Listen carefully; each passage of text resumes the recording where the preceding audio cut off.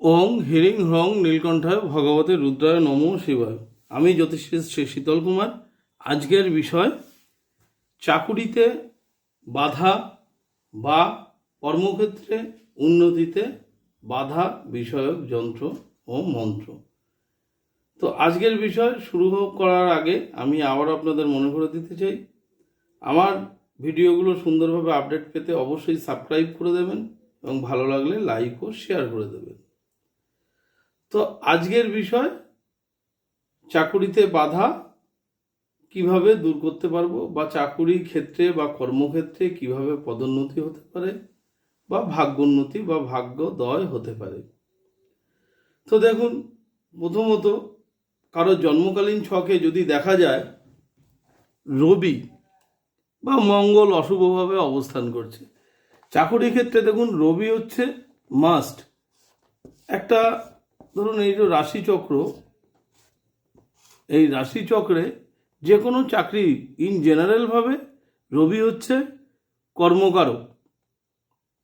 তো এই যে কর্ম বা চাকুরির ব্যাপার, যদি কারো লগ্ন সাপোজ ধরুন বৃশ্চিক লগ্ন হয়, এবার সেই ক্ষেত্রে আমরা দশম স্থানকে কর্মের ঘর ধরি।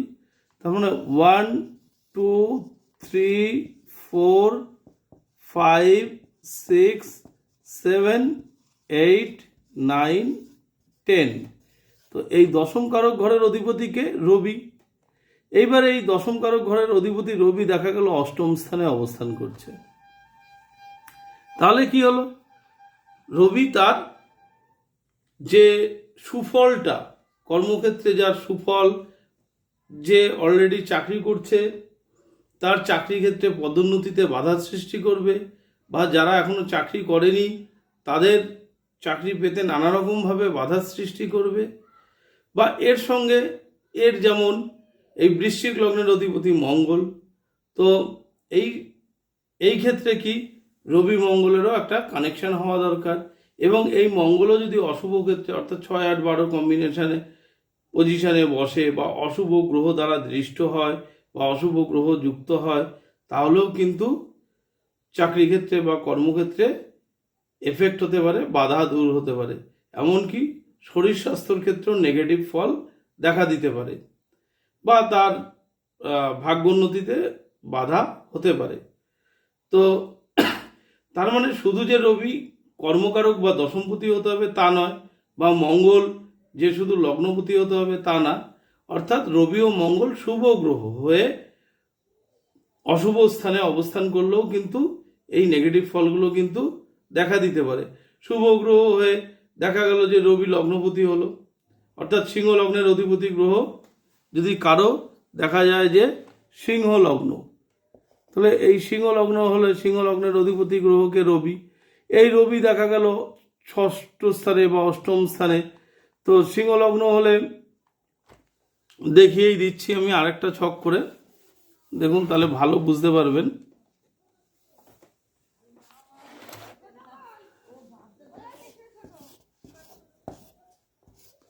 কারো যদি সিংহ লগ্ন হয়, সাপোজ সিংহ লগ্ন হলো, তাহলে এই সিংহ লগ্নের অধিপতি গ্রহ রবি।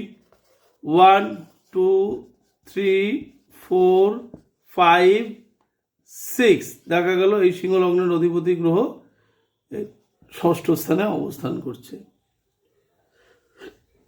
এবং 1 2 3 4 5 6 7 8 9 এবং এই সিংহ লগ্নের ক্ষেত্রে চতুর্থপতি এবং নবমপতি গ্রহ মঙ্গল, সে খুব ভালো পজিটিভ রেজাল্ট দেবে। কিন্তু সেই মঙ্গল দেখা গেল এই অষ্টম স্থানে অবস্থান করছে।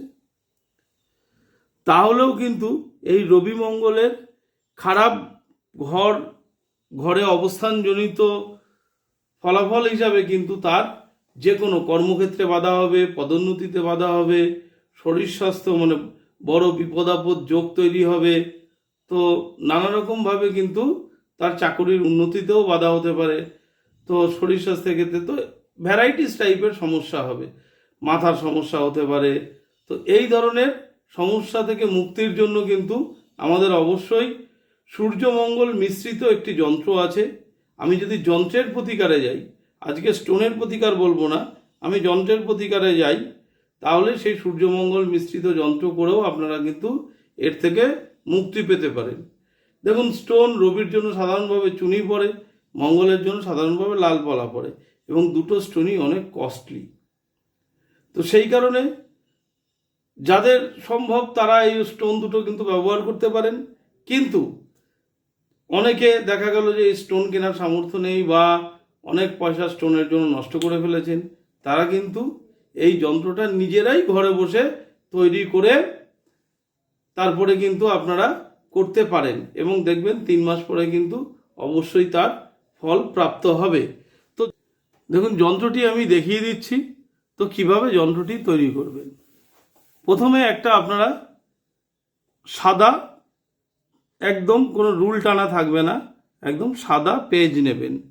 সাদা পেজ নিয়ে একটা যন্ত্র তৈরি করবেন। দেখুন কিভাবে যন্ত্রটা তৈরি করছি আমি, ঠিক সেইভাবে যন্ত্রটা তৈরি করবেন। এইভাবে আপনারা স্কেল ব্যবহার করতে পারেন, স্কেল ব্যবহার করলে যন্ত্রটি সুন্দর হবে। তো এইভাবে যন্ত্রটি তৈরি করে নেবেন।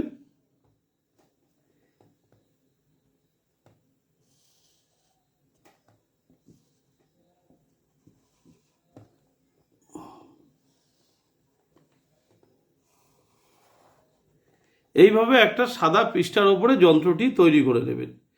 এইবার এই যে যন্ত্রটা তৈরি হলো, এরপরে দেখুন একদম ওপরে কি করবেন, স্টারের ওপরে এইরকম একটা বৃত্তাকার চিহ্ন করবেন, তারপরে একটা এইরকম করে একটা ক্রস চিহ্ন করবেন। তো তারপরে এই দিকের সাইডে দেখুন আবার একটা বৃত্তাকার চিহ্ন করবেন, বৃত্তাকার চিহ্ন করে ছোট্ট একটা তীরের মতো চিহ্ন করবেন। সেম রাইট সাইডে প্রথমে একটা বৃত্তাকার চিহ্ন, বৃত্তাকার চিহ্ন করে মাথায় এরকম একটা করে, তারপরে নিচ পোর্শনে নিয়ে একটা ক্রস চিহ্ন করবেন। হয়ে গেল।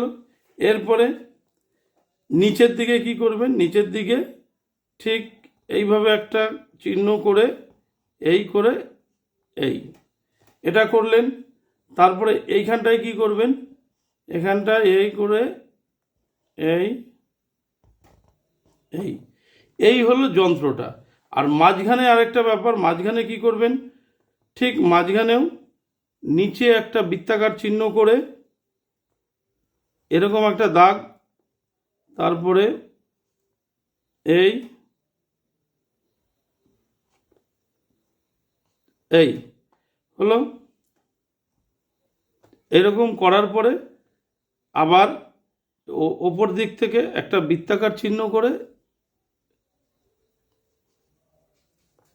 এটা করলেন, আর এইখানে এই লেফট সাইডে একটা বৃত্তাকার চিহ্ন করে মাঝখানে একটা ডট দিয়ে দেবেন। এটা আর এখানে লিখবেন পঞ্চমুখী, পঞ্চমুখী, পঞ্চমুখী, পঞ্চমুখী কথাটা ঠিক এখান থেকে লিখবেন, পঞ্চমুখী, পঞ্চমুখী লিখলেন। আর নিচের এই যে গ্যাপ পজিশনটা যার নামে করবেন, মানে ধরুন আপনার নামে করছেন, তো আপনার নাম লিখবেন।